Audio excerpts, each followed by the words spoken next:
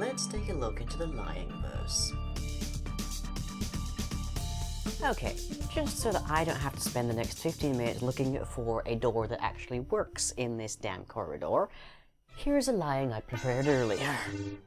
So, here we have Sister Lying, also known as Lena Young, specifically Sister Lena Young, or Sister Lena or Sister Young, various variations thereof. First, female lying. Our first canonically straight up female lying anyway, no ambiguity there. Additionally, our first lesbian lying, because Sister Lying is in fact homosexual. You know, just to add that little checkpoint in there. You don't tend to see lesbian nuns that very often, but here we are. And also European, so not terribly surprising, but nice. Lena, as you can see, wears a rather plain white dress with a little light blue sash across the chest there, as we can make it out. Also wears this light cyan hood that covers the top of her head. Exactly how much hair she has is ambiguous, to say the least. It's not uncommon in monastic orders to shave your head entirely. It's also not uncommon for nuns to have shorter hair, but who knows which of those Lena actually has, if either. And then beyond that, we just have these. She is technically wearing sandals and socks, but mostly that's mostly by Sassy Tale's influence than anything else. But she wears simplistic sandals suited to the environment and daily activities of life in the monastery. So, more about that monastery in the next section. That shadow is going to be a huge problem, I'm sure.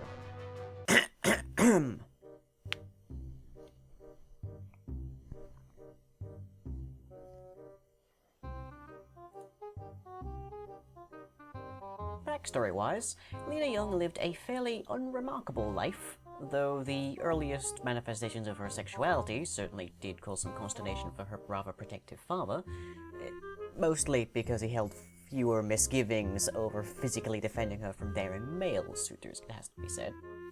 She was a kind, considerate, and friendly young woman in a small, comfortable, quiet village. Nothing particularly out of ordinary there. Shortly after her 19th birthday, as the seasons began to shift towards autumn, Lena experienced a vision of unknown origin. Within it, she was able to discern an endless, twisting corridor of reasonable decor, with a seemingly infinite assortment of doors on either side. Taking this as a divine omen, Lena travelled far west to Harrisbed Monastery, dedicated to the great author. Once there, she joined the local priesthood and became a devoted sister among their number, eventually taking an oath of silence as a show of respect to the author and rising to a prominent position in the monastery. Over the years, she experienced more and more visions as she prayed to her divine patron, which gave her insight to a vast number of worlds containing distorted reflections of herself.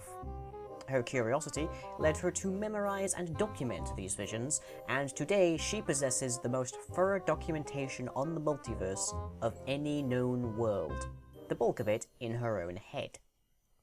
Though she is bound to remain in the monastery, she is not above offering counsel to any of her counterparts that may cross her path, provided they're able to understand her sign language and respect the beliefs held by her order. Most frequently, she counsels the Lost One, who visits the monastery semi-regularly in his travels. So that's the story of Sister Lying. Hopefully people enjoy that. I personally think she's a magnificent character. She's basically the oracle as far as lying verse goes. She knows more or less every lying there is, or at least every lying that's still alive, and she has names for a lot of them. So if you don't recognize who the Lost One is, then you might find out later. But, in terms of, like, character elements, I love the notion in her biography that her father is very protective of her, but is frustrated by her being a lesbian because he doesn't want to beat up girls. It's sort of like he's clearly trying to be a good parent, but he's not quite 100% unproblematic, which is, I like it. He's not perfect, but he's a good father. I like that implication. And also, Sister Lying marks the very first time that we have a Lying whose backstory actually states that they have a parent. pretty much every line preceding this has either been orphaned or lacking an old mention of parents whatsoever, or their parents have been just assumed to exist. But Sister Lang's backstory establishes that there is a line that has a father, at the very least. That's a nice little thing to remember. Anyways, hope you've enjoyed that, and I shall catch you all next time.